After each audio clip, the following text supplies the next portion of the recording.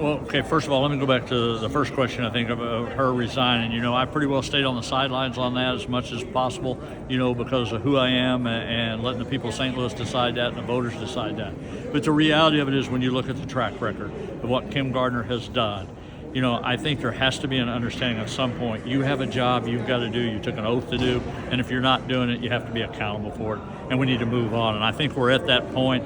And I know this latest incident's brought all this to a much more of a bigger spotlight, but the truth is you can go back and look at a track record for several years now, and we're just not doing what we need to do to fight crime in St. Louis.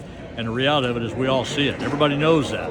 And not only does this affect St. Louis City or St. Louis County, this affects our whole state. People come to St. Louis every day. This is the hub of our state. And thousands and thousands of other Missourians come up here, whether it's for entertainment, whether it's for shopping, whether it's for business, all across. We have got to get that under control.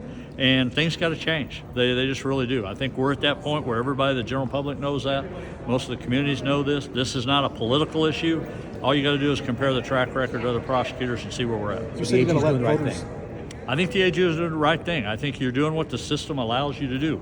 You're putting that in front of a judge, and you're going to let a judge kind of go through there and see the facts of the case, and we're going to see where that comes out. And then once that happens, depending on how that comes out, we start the process of, if we do go down that road, appoint another prosecutor. But we're prepared for that, to do that if that comes about, and it's not going to be something that just the governor does by himself. I'm going to be working with some of the leaders here in St. Louis to figure out how we move forward on that.